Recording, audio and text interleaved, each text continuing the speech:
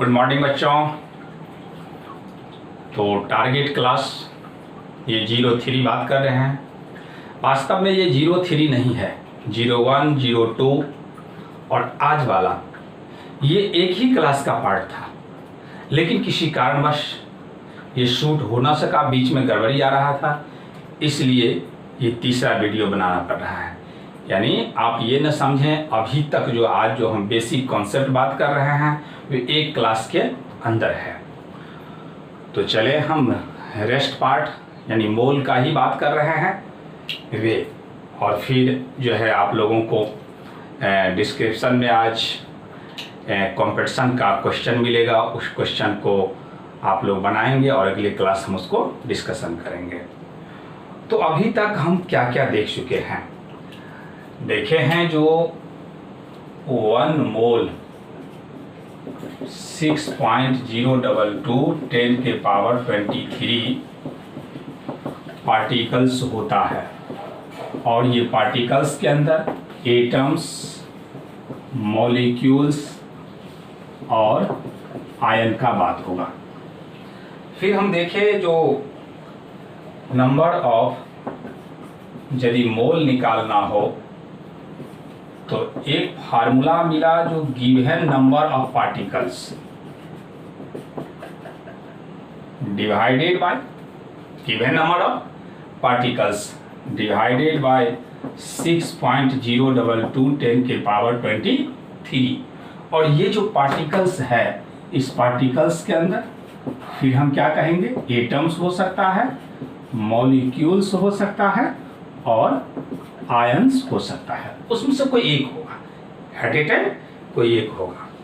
Again दूसरा term जो हम लोग देखे, वे देखे गिवन वेट या यूं कहें गिवन मास, लेकिन ध्यान रहे जो ये मास किस में लेना है, ग्राम में, divided by formula mass. Formula mass. अब फार्मूला मास के अंदर हम लोग कौन कौन फार्मूला का बात कर सकते हैं। ये जो फार्मूला है इसके अंदर एटॉमिक मास होगा, ये जो फार्मूला है उसके अंदर मॉलिक्यूलर मास होगा,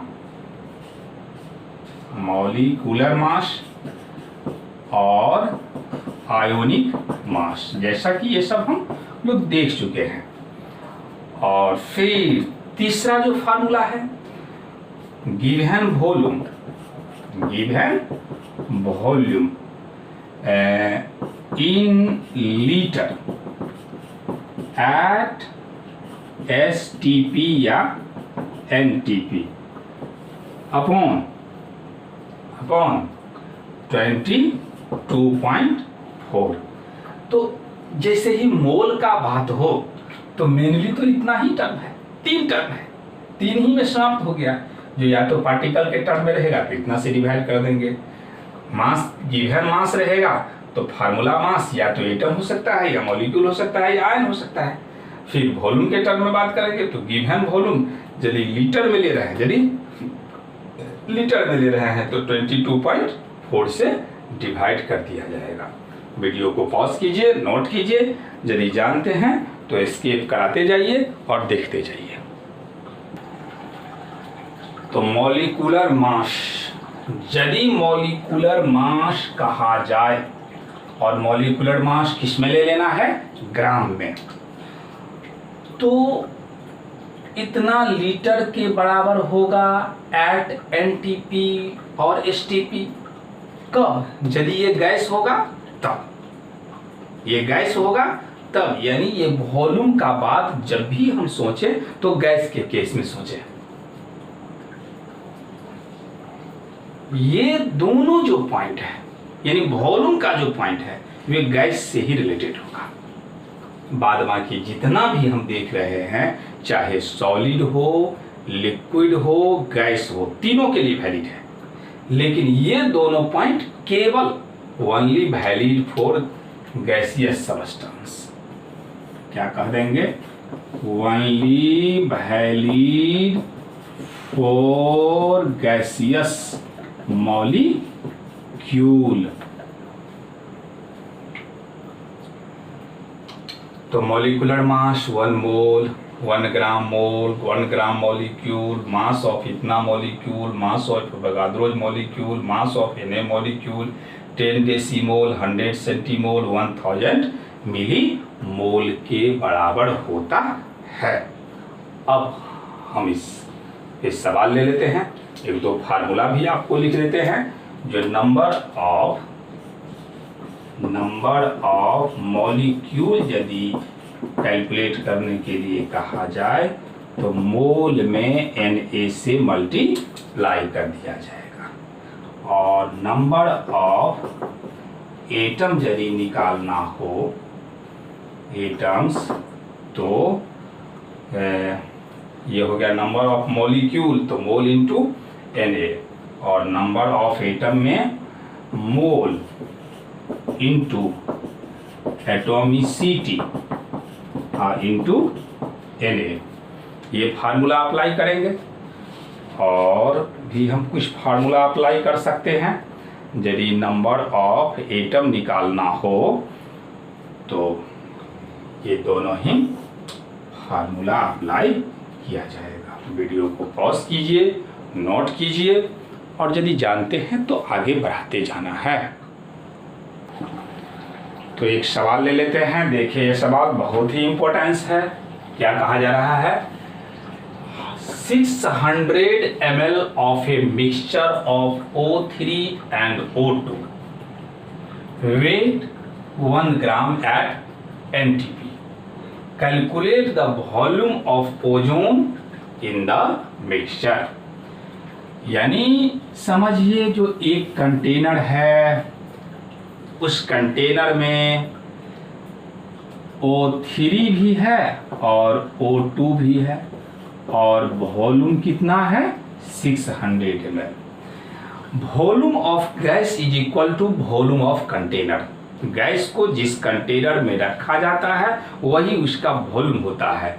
यानी हमको ये कहता जो ओजोन और O2 एक 600 ml कंटेनर में रखा गया है, तो हम समझ जाते जो 600 ml उसका वॉल्यूम है।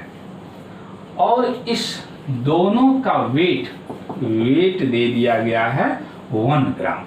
हमसे पूछ दिया गया जो बताइए जो ओजोन का वॉल्यूम इसमें क्या होगा। तो हम कहेंगे जो लेट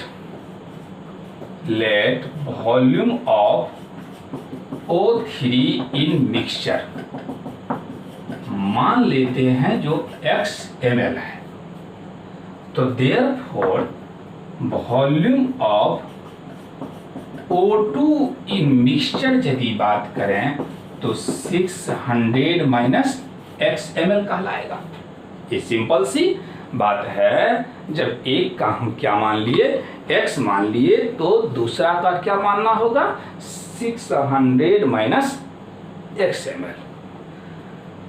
अब हम जानते हैं जो यदि O3 कहा जाए तो इसका वेट 48 ग्राम, और 48 ग्राम तो इतना ml eight NTP।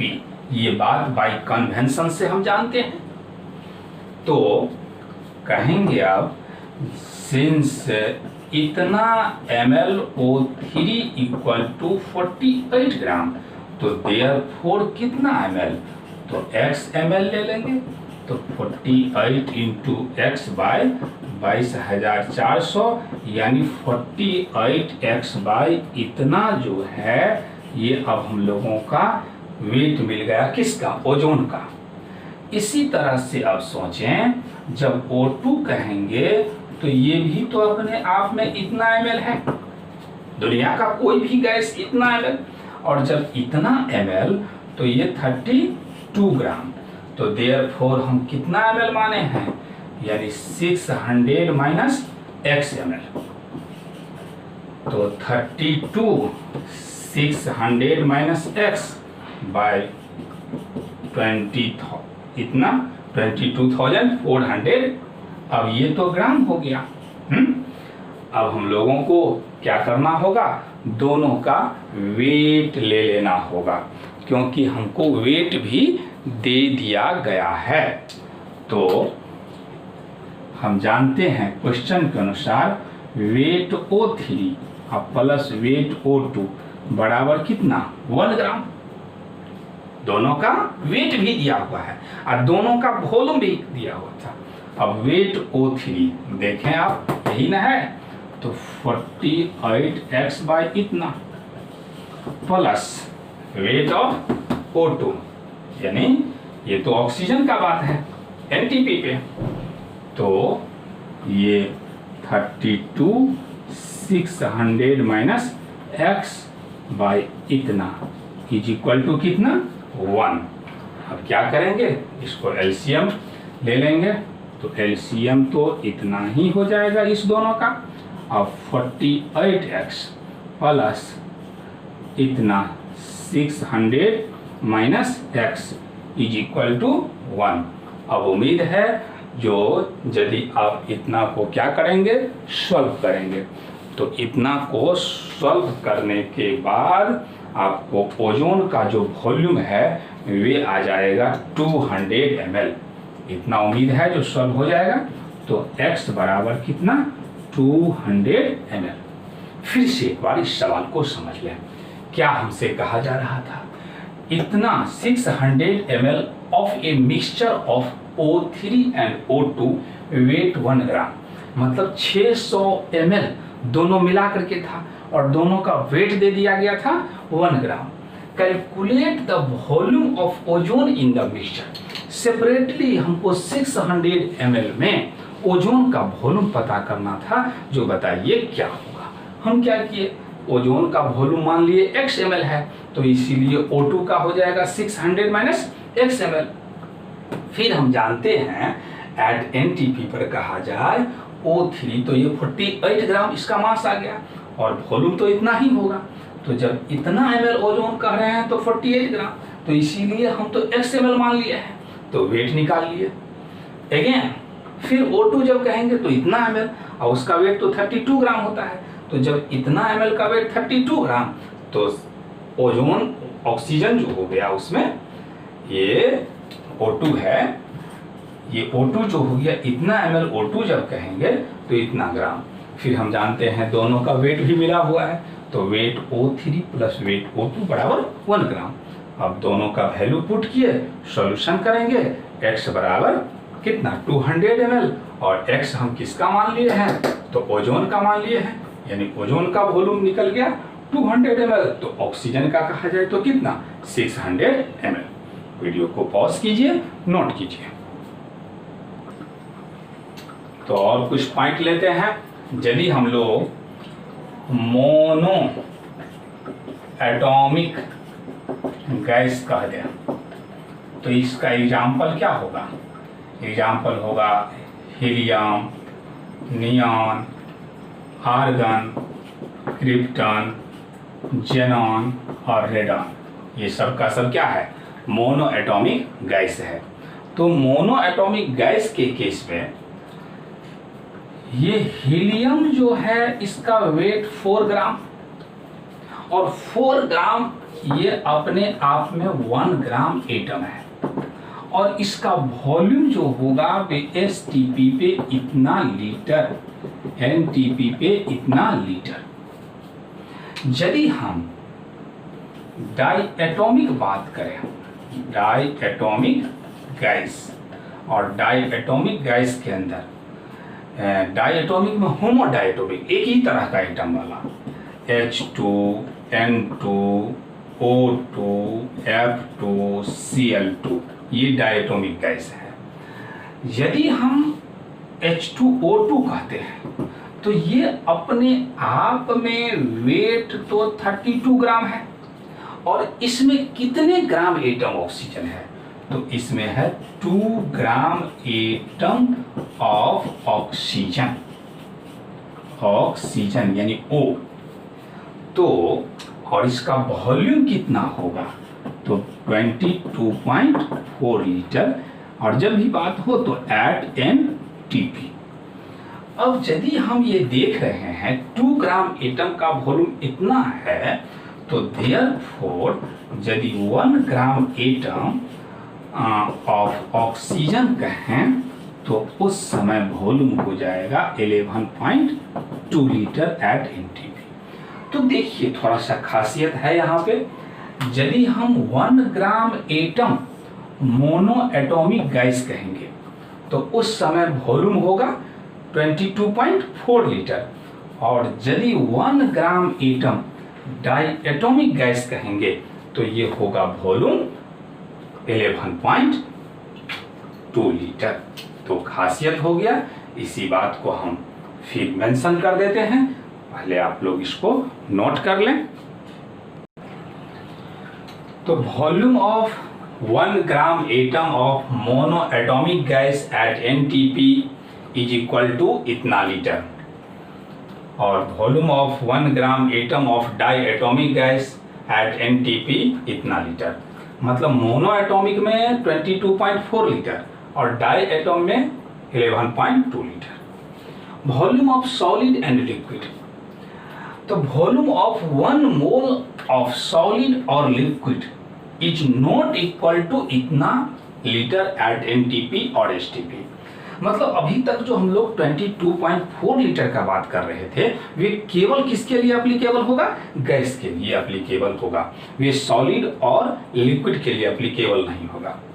H2O liquid में है 1 मोल, कोई भी दुनिया का फार्मूला 1 मोल होगा, लेकिन यहाँ पे नॉट इक्वल टू इतना litre at NTP. H2O ice बर्फ, ये सॉलिड पार्ट है, 1 मोल तो है लेकिन नॉट इक्वल टू इतना लीटर एट एनटीपी। H2O वही H2O गैस है 1 मोल, लेकिन वॉल्यूम होगा 22.4 लीटर एट एनटीपी। तो क्या समझे, ये जो जैसे ही हम लोगों को वॉल्यूम का बात किया जाए तो बहुत ही सावधानी से सबसे पहले ये 22.4 लीटर केवल अप्लाई करना है गैस में। यदि सॉलिड हो और लिक्विड हो तो वहाँ अप्लाई नहीं करना है। अब सवाल है जो वॉल्यूम तो सॉलिड और लिक्विड का भी होता है, तो उसको हम कैसे फाइंड करेंगे। तो वॉल्यूम ऑफ सॉलिड या लिक्विड का फाइंडिंग कंपेयर करके डेंसिटी से करके करेंगे। तो पहले वीडियो को पॉज कीजिए, नोट कीजिए। तो डेंसिटी बराबर हो, हम जानते हैं जो मास बाय क्या होता है, वॉल्यूम। डेंसिटी ऑफ वाटर यदि कहा जाए तो 1 ग्राम पर ml, यानी ये फिक्स है, होता है। What is the volume of 18 gram of liquid water, पूछा जा रहा है जो 18 ग्राम लिक्विड वाटर का वॉल्यूम क्या होगा। तो डेंसिटी ऑफ वाटर दिया हुआ भी रह सकता है, नहीं भी रह सकता है, जो कि हम जानते हैं 1 ग्राम पर ml। तो हम क्या करेंगे, हम जानते हैं जो डेंसिटी बराबर मास बाय वॉल्यूम, तो वॉल्यूम निकालना है तो मास बाय डेंसिटी। मास 18 ग्राम और डेंसिटी तो 1 ग्राम पर ml, ये कैंसिल हो गया, सॉल्यूशन करके कितना आ गया 18 ml। तो इस तरह से हम लोग लिक्विड हो या सॉलिड उसका वॉल्यूम कैलकुलेट कर सकते हैं on the basis of density. तो Avogadro's law, equal volume of all gases at the same temperature and pressure contain same number of molecules। Gas अलग अलग हो लेकिन वॉल्यूम सेम हो तो मॉलिक्यूल भी क्या होगा, सेम होगा। ये एवोगाड्रोज लॉ है, यानी हम कह सकते हैं एवोगाड्रोज लॉ में जो V directly proportional N, V directly proportional molecule, यानी वॉल्यूम बढ़ेगा तो मोल भी बढ़ेगा, मॉलिक्यूल भी बढ़ेगा। आइडियल गैस इक्वेशन PV बराबर nRT, क्या होता है हम लोग ये देखेंगे गैस में। तो PV बराबर nRT, जहाँ पे P प्रेशर है, V वॉल्यूम है, T temperature in kelvin, T temperature in kelvin, N number of mole of gas. तो ये आइडियल गैस का बात क्यों कर रहे हैं, क्योंकि नंबर ऑफ मोल से रिलेटेड है। R मोलर गैस कांस्टेंट, जिसका वैल्यू 0.0821 लीटर पर मोल पर केल्विन। और भी वैल्यू होता है, लेकिन मोल में हम इसी का इस्तेमाल करेंगे, इसीलिए इस यूनिट का ही बात किया है। प्रेशर का यूनिट न्यूटन पर मीटर स्क्वायर होता है, और वे जनरली एटीएम में इस्तेमाल किया जाता है। तो 1 एटीएम बराबर इतना सेंटीमीटर ऑफ एचजी, यानी मरकरी का लंबाई यदि इतना सेंटीमीटर हो 76 सेंटीमीटर तो वे 1 एटीएम कहलाता है। या मिलीमीटर में बात करेंगे तो इतना मिलीमीटर हो तो 1 एटीएम कहलाता है। तो इस पर सवाल ले लेते हैं एक। तो calculate the volume occupied by इतना ग्राम ऑफ नाइट्रोजन, इतना gram of nitrogen at 26 degree C and इतना सीएम ऑफ प्रेशर। तो वॉल्यूम निकालना है। तो वॉल्यूम यदि निकालना है तो इससे पहले हम आपको समझा रहे थे, यदि एसटीपी और एनटीपी दिया हुआ गया हो तो हम मॉलिक्यूलर वेट 22.4 लीटर से रिलेट कर देंगे, लेकिन यहाँ एसटीपी और एनटीपी का कोई बात नहीं है। तो पीवी इक्वल टू एनआरटी हमको निकालना है वॉल्यूम, तो V बराबर एनआरटी बाय पी। अब देखें नंबर ऑफ मोल, तो यहाँ दिया हुआ है इतना ग्राम, तो N बराबर हम जानते हैं मोल निकालने के लिए गिवन वेट में मॉलिक्यूलर वेट से भाग दे देंगे। तो गिवन वेट मेरा इतना हो गया। अब मॉलिक्यूलर वेट ध्यान दे, यहाँ नाइट्रोजन यदि लिखा हुआ है तो नाइट्रोजन यदि है तो समझना होगा N2। समझिए इस बात को। जो कोई भी गैसियस डायटोमिक हो तो जैसे ही उसका नेम एक्सप्रेस किया गया हो तो समझें 2 एटम के रूप में रह रहा होगा। जैसे ऑक्सीजन कहा जाएगा तो क्या समझ लेना है O2, हाइड्रोजन कहा जाएगा तो क्या समझ लेना है H2, क्लोरीन कहा जाएगा तो Cl2। मतलब केवल ये बात डाई एटॉमिक में ही वैलिड होगा। तो ये इतना बाई 28, क्योंकि इसका वेट हम जानते हैं 28, तो R मिल गया 0.0821 और T टेम्परेचर हमेशा केल्विन में लेना है, तो 26 में 273 जोड़ देंगे तो ये केल्विन बदल गया। अब यहाँ पे ये सेंटीमीटर में है, तो देखिए थोड़ा सा हम आगे बढ़ाते हैं। यदि आप वॉल्यूम यहाँ निकाल रहे हैं तो N का वैल्यू यहाँ पुट कर दिए 525/28, ये तो अब बदल गया मोल में। फिर ये पुट कर दिए इतना, ये तो लीटर एटीएम पर मोल पर केल्विन होता है, तो यहाँ पे 0.0821 लीटर पर मोल पर केल्विन।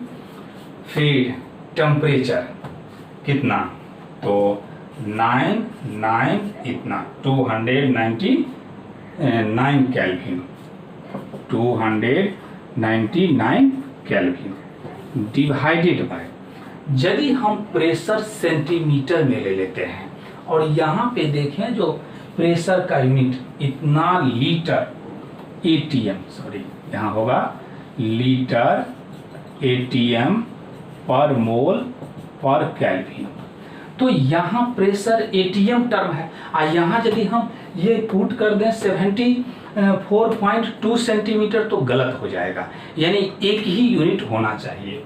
तो प्रेशर के लिए हम लोग ये जो है 74.2 में डिवाइड कर देंगे इतना से, तो अब ये बदल गया एटीएम में।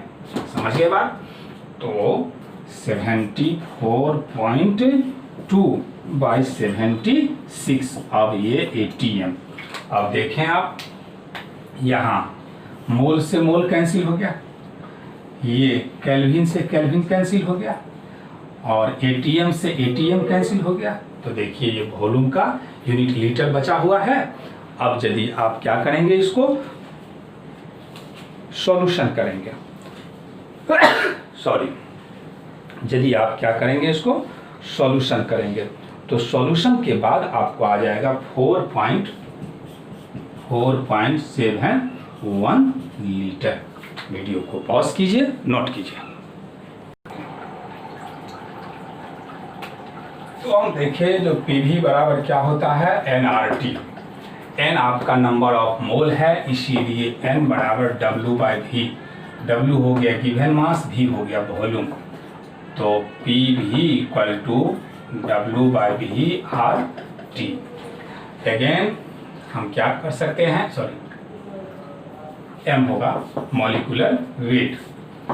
अब क्या कर सकते हैं, तो P M W by V, तो आर टी पी एम, ये डब्ल्यू बाई वी डेंसिटी हो गया at constant temperature and pressure. यदि टेम्परेचर और प्रेशर दोनों कांस्टेंट ले लिया जाए, ये और ये कांस्टेंट, तो बच गया एम और डी। आर तो ऑलरेडी कांस्टेंट है हमेशा, इसीलिए क्या कह सकते हैं, एम डायरेक्टली प्रोपोर्शनल डी। और एम डायरेक्टली प्रोपोर्शनल डी मतलब मॉलिक्यूलर वेट डायरेक्टली प्रोपोर्शनल होगा डेंसिटी का। तो फॉर टू गैस का यदि हम बात कर लें, तो एम ए बाई कह देंगे एम बी और डी ए बाई कह देंगे डी बी। तो इस पर एक बहुत ही स्टैंडर्ड सवाल ले लेते हैं, पहले इसको आप लोग देखें। तो ये सवाल आपको डिस्क्रिप्शन में ही दिया हुआ रहेगा, सवाल बाद में ही। अब मॉलिक्यूलर वेट ऑफ गैस यदि निकालना हो, तो 2 इंटू वेपर डेंसिटी। अब वेपर डेंसिटी क्या है, वे फाउंडेशन का बात है, टारगेट में सिर्फ रट जाइए। जो यदि मॉलिक्यूलर वेट गैस का निकालना हो तो 2 इंटू क्या कर देंगे, वेपर डेंसिटी। तो इतना ही तक हम लोग प्योर मोल कंसेप्ट का बात किए। अब हम इससे आगे बात करेंगे स्टोइकियोमेट्री का। तो स्टोइकियोमेट्री क्या बोलेंगे, स्टोइकियोमेट्री। केमिस्ट्री के इस पार्ट में हम लोग स्टडी इस बात का करेंगे, जो एक केमिकल रिएक्शन में रिएक्टेंट और प्रोडक्ट के क्वांटिटी को मेजर किया जाएगा। रिएक्टेंट और प्रोडक्ट के क्वांटिटी को मेजर किया जाएगा। तो हम डायरेक्ट एग्जांपल ले लेते हैं। KClO3 को यदि क्या किया जाए, हीट किया जाए, तो बनेगा 2KCl प्लस O2। बैलेंस यदि करेंगे तो यहाँ 3 होगा और यहाँ पे 2 होगा। तो हम लोगों को ये एक रिएक्शन दिया हुआ है, इसमें KClO3 का अमाउंट, KCl का O2 का, मतलब ये रिएक्टेंट और प्रोडक्ट का अमाउंट हम फाइंड करेंगे। तो इसमें हम पहला मेथड बात करने जा रहे हैं, ए में मोल मेथड। क्या समझे बात, जो स्टोइकियोमेट्री में मोल मेथड, और स्टोइकियोमेट्री जैसे ही कहा जाए तो रिएक्टेंट और प्रोडक्ट के अमाउंट को पता करना है। अब मोल मेथड जैसे ही कहा जाए तो बैलेंसिंग इज रिक्वायर्ड।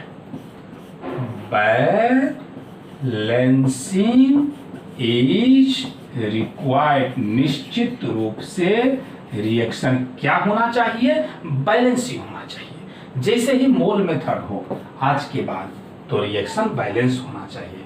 तो ये तो रिएक्शन बैलेंस है। अब इस केस में क्या हम फार्मूला अप्लाई करेंगे, तो देखिए सावधानी से देखते रहिए। मोल ऑफ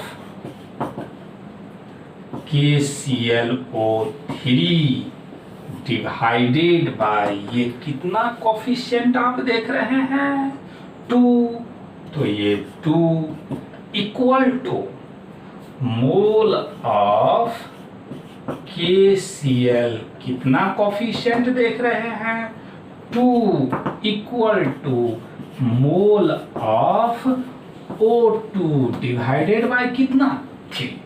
यानी आपको एक स्ट्रॉन्ग पॉइंट मिला, जो जैसे ही स्टोइकियोमेट्री का सवाल होगा और मोल मेथड से बनाएंगे, तो चाहे रिएक्टेंट 1 हो या 2 हो या 1 से अधिक हो, यानी जो केमिकल स्पेसीज रहेगा वे डिवाइड कर देंगे, मतलब मोल of KClO3।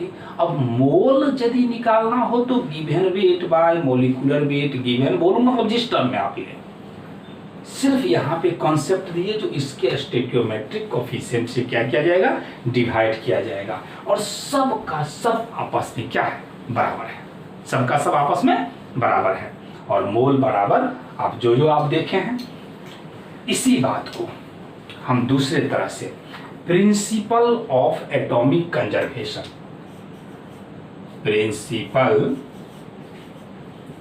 Principle of atomic conservation, और इसको POAC कहेंगे। इस केस में बैलेंसिंग इज नॉट रिक्वायर्ड। ये POAC मेथड जो है principle of atomic conservation method में क्या है, बैलेंसिंग इज नॉट रिक्वायर्ड।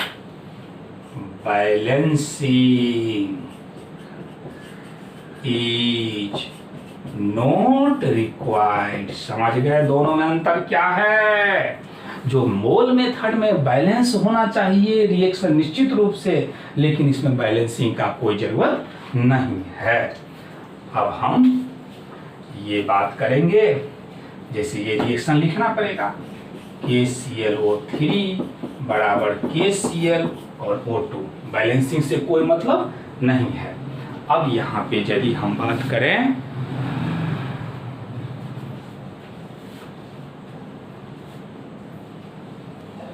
तो यदि ये बात करें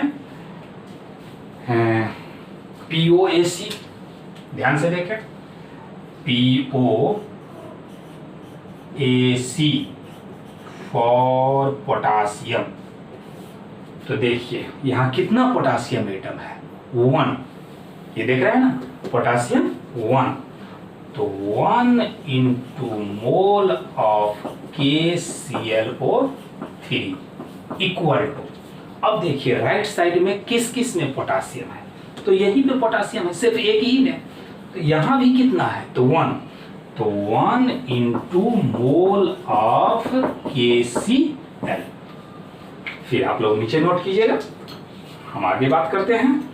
इस बार ले लेते हैं POAC किसका, ऑक्सीजन का, तो POAC फॉर O, तो देख लें कितना O दिखाई पड़ रहा है, 3, तो 3 इंटू मोल ऑफ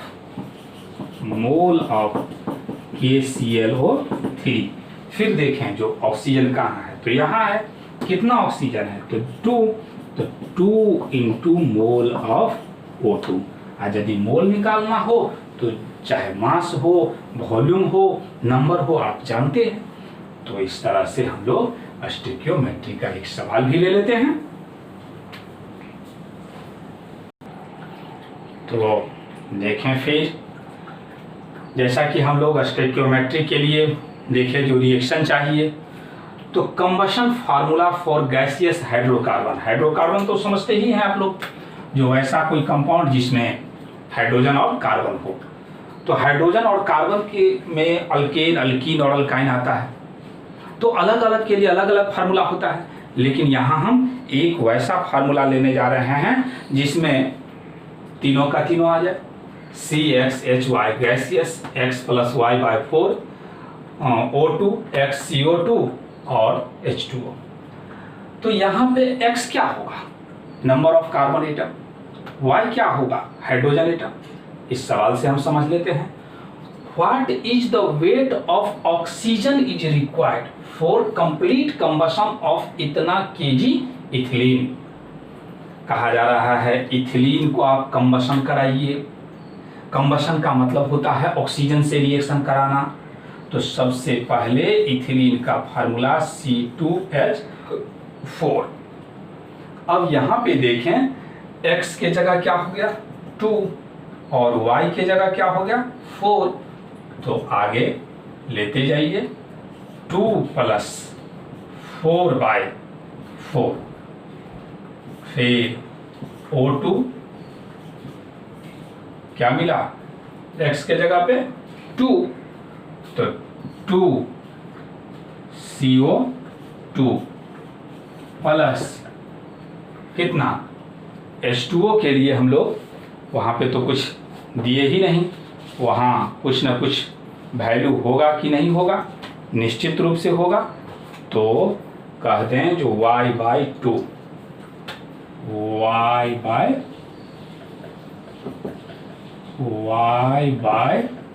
हो जाएगा। मतलब यहाँ पे हम लोग क्या कहेंगे, 4/2H2O। अब इसको सॉल्यूशन कर दें 2 टाइम्स में, ये 4 कैंसिल हो गया। यानी हम लोग अब बैलेंस करके के क्या क्या बोल सकते हैं। तो जब बैलेंस करेंगे तो ये C2H4 प्लस यहाँ पे तो y/2 है, तो y/4, यदि y/4 हम ले रहे हैं तो ये तो बैलेंस हो रहा है क्या, O2 यानी कैंसिल हो गया, तो 3O2 और 2CO2 और फिर 2H2O। अब देख लें जो ये बैलेंस है कि नहीं है, है बैलेंस। क्यों, 3 दूना 6, 2 दूना 4 और 2 6। अब आगे का हमको निकालना है weight of oxygen, weight of oxygen. और जब वेट ऑफ ऑक्सीजन निकालना है तो उस सिचुएशन में हम किससे रिलेट करेंगे, तो रिलेट करेंगे इथिलीन से।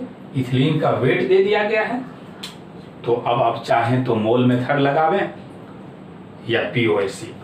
तो मोल मेथड एक डायरेक्ट मेथड है, लेकिन POAC थोड़ा सा प्रॉब्लम है, तो इसीलिए हम डायरेक्ट मोल मेथड बात करते हैं, क्योंकि रिएक्शन हम बैलेंस जानते ही हैं। तो मोल मेथड में हम कहेंगे mole of C2H4 divided by 1, क्योंकि नहीं कुछ है तो 1, चाहे 1 से डिवाइड करें या ना डिवाइड करें कोई फर्क नहीं पड़ेगा, equal to mole of O2 divided by 3 equal to mole of CO2 divided by 2 equal to mole of H2O divided by 2। हालांकि हमको सिर्फ जरूरत है किसके बीच, ऑक्सीजन और इथिलीन के बीच। ये आपको समझा दिए जो ऐसा रिलेट किया जाएगा। तो अब तो हमको मिटाना पड़ेगा, पहले आप लोग नोट कर लीजिए, हम इसके बाद सॉल्व करते हैं। चलिए देखें अब, तो मोल ऑफ C2H4, तो मोल ऑफ C2H4 के जगह हम क्या लिखेंगे, wait of C2H4 divided by molecular weight of C2H4, फिर इक्वल टू, फिर यहाँ पे क्या लिखेंगे, जो wait of O2, wait of O2, wait of O2 दिखाई नहीं पड़ रहा है आप लोगों को, थोड़ा सा मैं नीचे कर दूं, weight of C2H4 by molecular weight of C2H4 is equal to weight of O2 divided by molecular weight of O2। और यहाँ तो कोफिशिएंट 3 है, तो 3 से मल्टीप्लाई करना पड़ेगा। वेट ऑफ C2H4 कितना दिया हुआ है हम लोगों को, वेट ऑफ C2H4, हम तो सवाल मिटा दिए आप लोग, देखें अपना अपना, जो वेट ऑफ C2H4 कितना है, तो 2.8 ये दे दिया गया 2.8। अब मॉलिक्यूलर वेट कितना, मॉलिक्यूलर वेट होता है तो ये तो आपको कैलकुलेट करना पड़ेगा, तो 12 दूना 24 और 4 28 equal to weight of O2 निकालना है। मॉलिक्यूलर वेट O2 कितना जानते हैं, 32 और दिया हुआ है 3। अब ये तो कैंसिल हो गया, अभी भी यहाँ 10 ले लीजिए। अब x बराबर कितना, 96/10 यानी 9.6 किस लैंग्वेज में, kg में, तो बताइए जो इसका आंसर कौन सा हो जाएगा, तो सी। तो इस तरह से हम लोग POAC अप्लाई कर करके ये कैलकुलेट कर सकते हैं। वीडियो को पॉज कीजिए, जानते हैं तो आगे बढ़ाते जाइए, देखते जाइए। कॉन्सेप्ट ऑफ लिमिटिंग रीजेंट बहुत ही इंपॉर्टेंस केमिस्ट्री का एक कॉन्सेप्ट है, नाम से ही है लिमिटिंग रीजेंट। यदि सपोज कीजिए आप खाना खा रहे हैं घर में, और खाना खा रहे हैं चावल और दाल है, यदि दाल घट गया तो उसके कारण आप खाना नहीं खा पाते हैं, तो ये दाल जो हो गया ये लिमिटिंग रिएजेंट हो गया। यदि किसी रोज चावल घट गया तो उसके कारण खाना नहीं पाए, तो चावल हो गया लिमिटिंग रिएजेंट।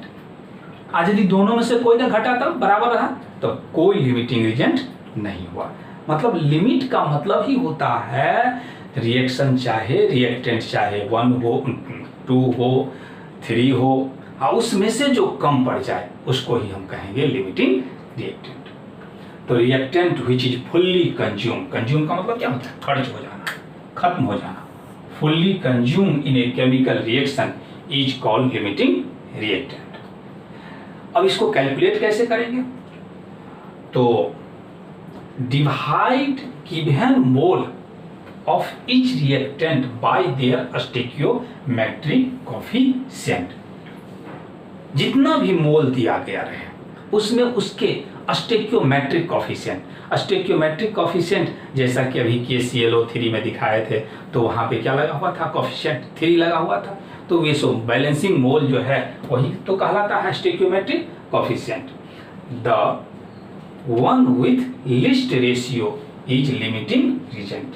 क्या समझे, यदि गिवन मोल है आप उसमें उसके कॉफिशिएंट से डिवाइड कर दीजिएगा, तो जो वैल्यू कम आएगा जो रिएक्टेंट का वे लिमिटिंग रिएक्टेंट कहलाएगा। आगे हम एग्जांपल देंगे तो और अच्छा क्लियर होगा।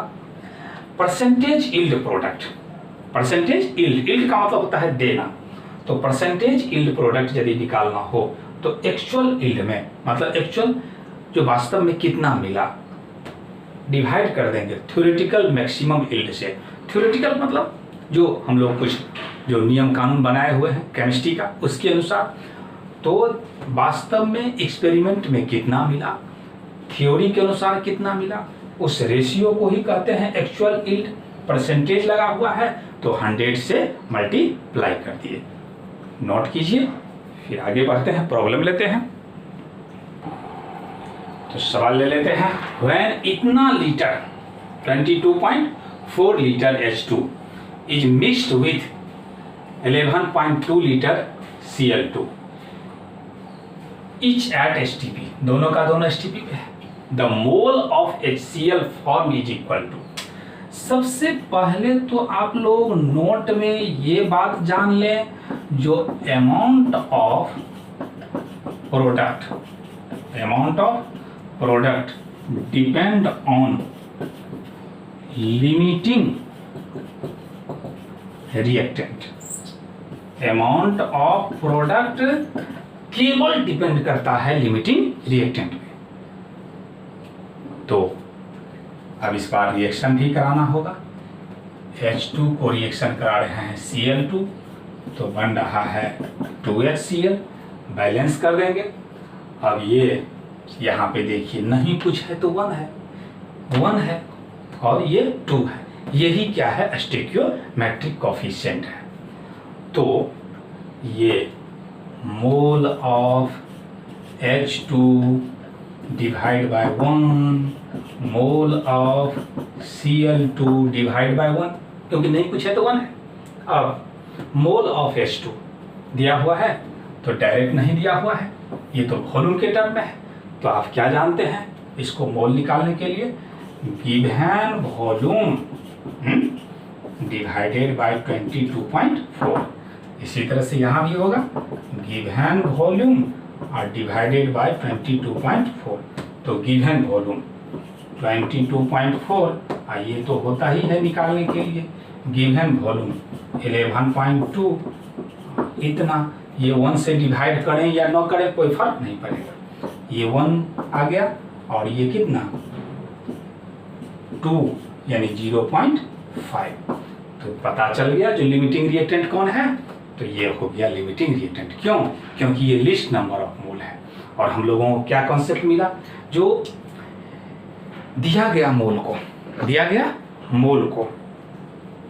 गिवन दिया गया मोल को उसके स्टोइकियोमेट्रिक कोएफिशिएंट से डिवाइड करें। तो स्टोइकियोमेट्रिक कोएफिशिएंट यहाँ नहीं कुछ तो 1 है, तो 1 से डिवाइड किए, ये बन गया मेरा लिमिटिंग रिएक्टेंट। अब जब लिमिटिंग रिएक्टेंट बन गया तो आपको क्या करना है, अब एक प्रोडक्ट का अमाउंट पता करना है। तो चले जाइए मोल मेथड, अभी जो कंसेप्ट दिए इससे पहले स्टोइकियोमेट्रिक में मोल मेथड में क्या करना है, तो Cl2 और HCl को ले लेना है। क्यों? क्योंकि इसी दोनों के बीच रिलेशन है। तो mole of Cl2 is equal to mole of HCl। यहाँ तो 2 से डिवाइड करना पड़ेगा, यहाँ कितना से डिवाइड करना पड़ेगा, 1। तो मोल ऑफ Cl2 हमको मिल गया है 0.5/1।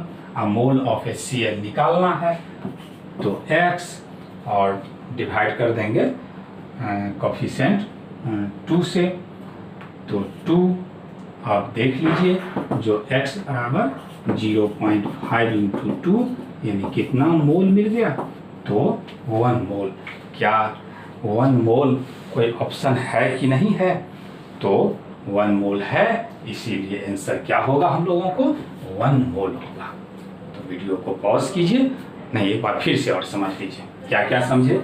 जो इस तरह का रिएक्शन दिया हुआ रहेगा, इस रिएक्शन हो सकता है जो ये रिएक्शन खुद हमको लिखना पड़े, क्योंकि ये हम बात कर रहे हैं स्टोइकियोमेट्रिक, और स्टोइकियोमेट्रिक इतना छोटा कॉन्सेप्ट नहीं है। क्यों?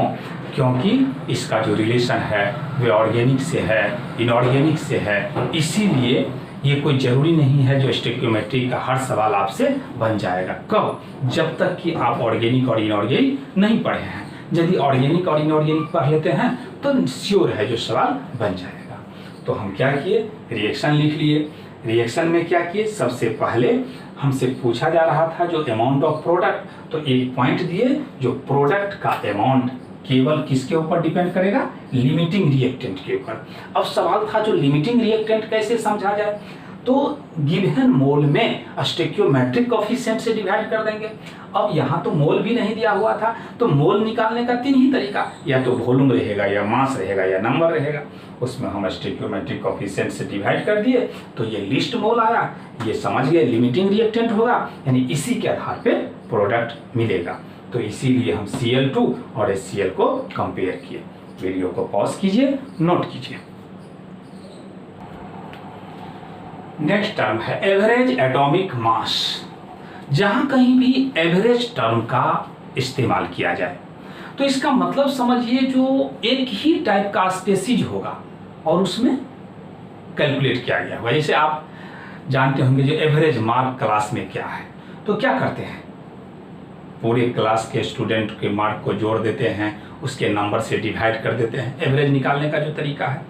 तो यहाँ पे नेचर में देखा गया जो कुछ एलिमेंट जो है जैसे कार्बन 12, कार्बन 14, इस तरह के फॉर्म में, यानी दोनों का एटॉमिक नंबर तो सेम है लेकिन एटॉमिक मास डिफरेंट है। तो ये आपस में किस नाम से जाना जाएगा, आइसोटॉप्स। अब जैसे ही आइसोटॉप्स है तो इसका तो ये जो मास देख रहे हैं ये आइसोटॉपिक मास है, और जब आइसोटॉपिक मास है तो नेचर में पाए जाने का जो परसेंटेज है दोनों का अलग अलग होगा। दुनिया में कुछ भी एक जैसा नहीं पाया जाता है। जैसे सपोज कीजिए हम लोग कि यहाँ इंडिया में चावल और दाल कहेंगे, तो चावल और दाल दोनों का परसेंटेज तो अलग अलग होगा। तो इसी तरह से यहाँ पे जो ये कार्बन मिला, ये कार्बन में हम मानते हैं 12 ये X% है, X% एबंडेंस, एबंडेंस मतलब पाया जाना। तो ये निश्चित रूप से क्या हो जाएगा, 100 माइनस X%, 100 माइनस X%। तो यही आपको फार्मूला दिए, जो एवरेज एटॉमिक मास यदि निकालना हो तो परसेंटेज एबंडेंस ये रहा, आइसोटॉपिक मास उसका ये आइसोटॉपिक मास रहा।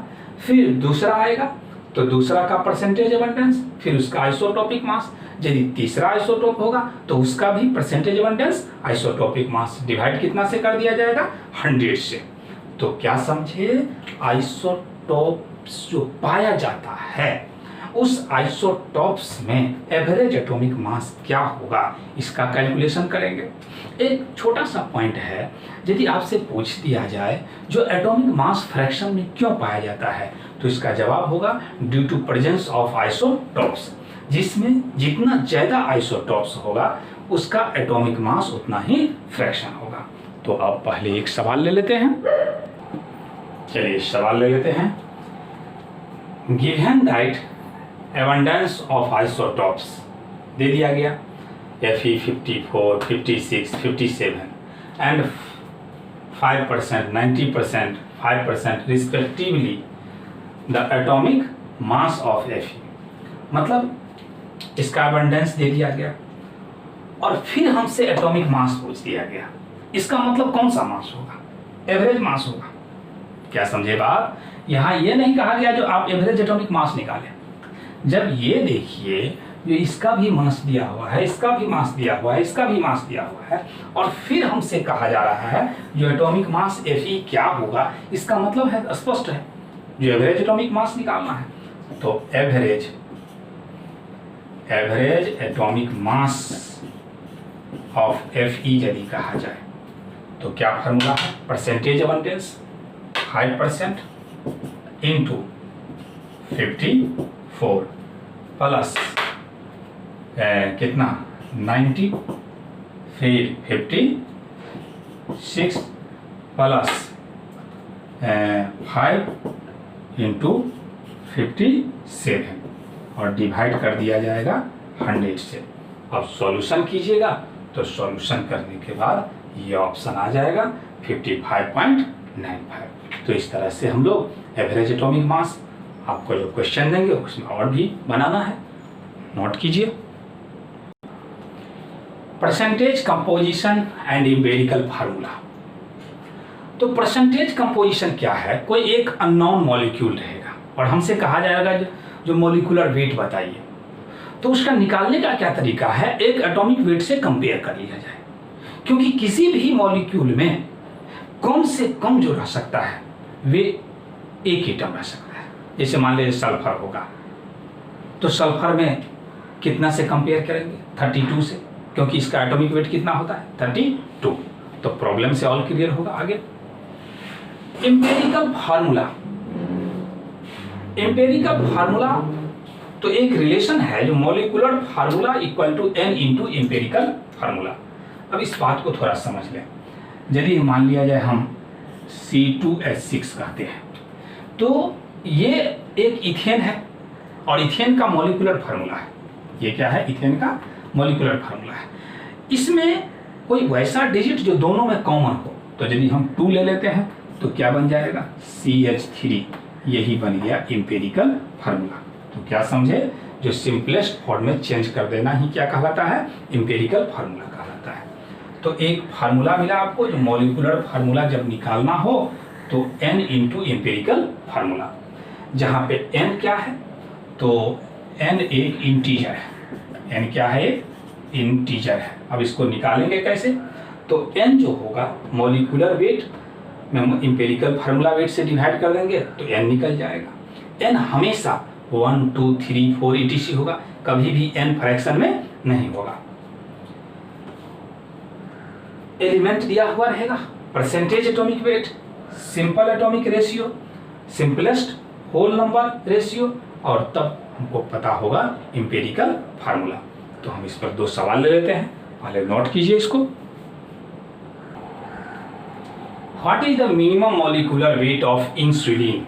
इंसुलिन, जो लोग बायो के स्टूडेंट हैं वे इंसुलिन के बारे में अच्छी तरह से जानते होंगे जो इंसुलिन क्या है, लेकिन यहाँ पे हमको इस सवाल में इंसुलिन क्या है, कैसे है, इससे कोई मतलब नहीं है। It contain 4% sulphur. कहा जा रहा है जो उसमें सल्फर कितना परसेंट है? 4%। 4% हो, 5% हो, इससे भी हमको कोई मतलब नहीं है। बाय मॉलिक्यूलर वेट, तो हमको पूछा जा रहा है मिनिमम मॉलिक्यूलर वेट क्या होगा? मिनिमम मॉलिक्यूलर वेट क्या होगा? तो हम कहेंगे जब 4 ग्राम सल्फर है तो उस समय इंसुलिन का वेट जो होगा वो 100 ग्राम होगा। कहाँ से ला लिया 100?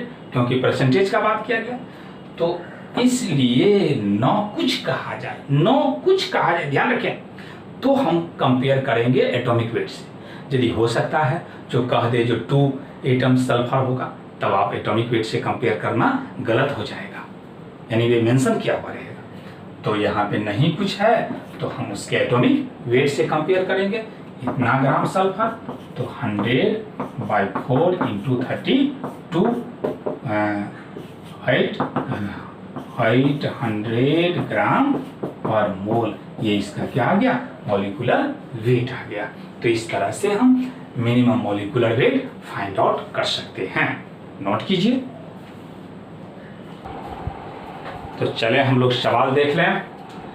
An organic compound contain carbon, hydrogen and oxygen.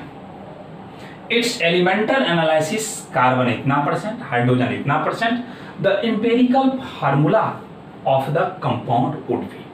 तो एम्पिरिकल फार्मूला के लिए हम लोग एक सीरीज देखें, उस सीरीज को याद रखना होगा। उस सीरीज में क्या क्या देखें? जो सबसे पहले क्या लिखा जाए? एलिमेंट लिखा जाए, एलिमेंट। उसके बाद क्या होगा? तो परसेंटेज वेट।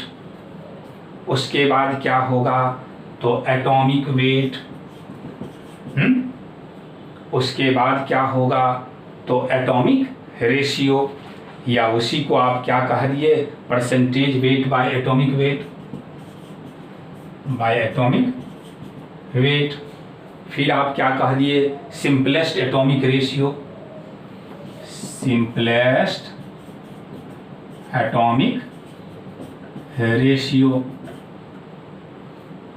आप क्या करेंगे? तो एम्पिरिकल फार्मूला सिंपलेस्ट, हाँ simplest whole number, simplest whole number, जितना इसको बढ़ा सके। एलिमेंट देखें क्या क्या मिला है। तो एलिमेंट हमको कार्बन है, हाइड्रोजन है, ऑक्सीजन है। परसेंटेज वेट देख लें कार्बन का 38.71, हाइड्रोजन का 9.67। तो बताइए जो हाइड्रोजन, ऑक्सीजन का कहाँ गया? तो जब भी परसेंटेज का बात करना हो तो हमेशा 100 से कंपेयर करेंगे। तो 2 का दिया हुआ है तो क्या कर दें? 100 माइनस 31.71 प्लस 9.67, इतना को जब हम सॉल्यूशन करेंगे तो सॉल्यूशन के बाद हमको मिलेगा 51.62। अब हम क्या जानते हैं? जो एटॉमिक वेट कार्बन का 12 होता है, हाइड्रोजन का 1 होता है, ऑक्सीजन का 16 होता है। अब क्या करेंगे?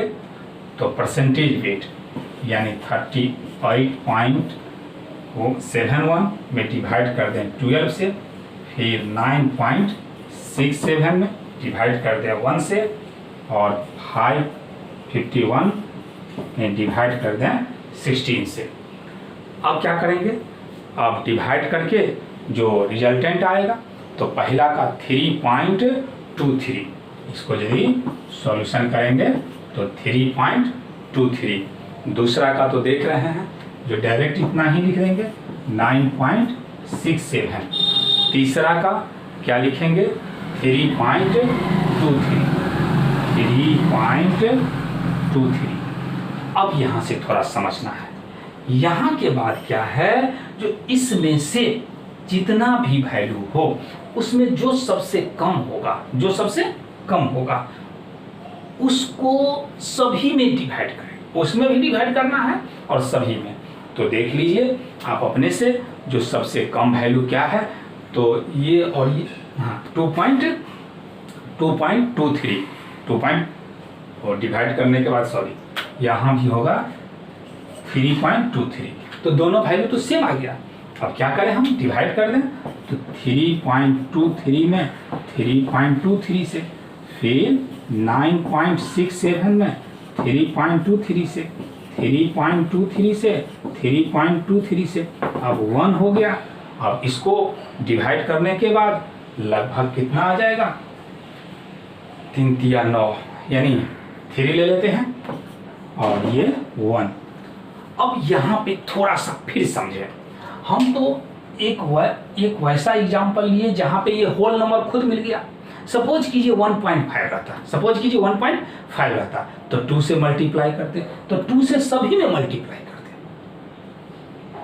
फिर से समझे, सपोज कीजिए यहाँ पे 3.5 रहता, तो हम उस डिजिट से मल्टीप्लाई कर देंगे ताकि वे होल नंबर, तो उसमें तो मल्टीप्लाई करना ही है और अदर जितना भी है उसमें भी मल्टीप्लाई कर देना है।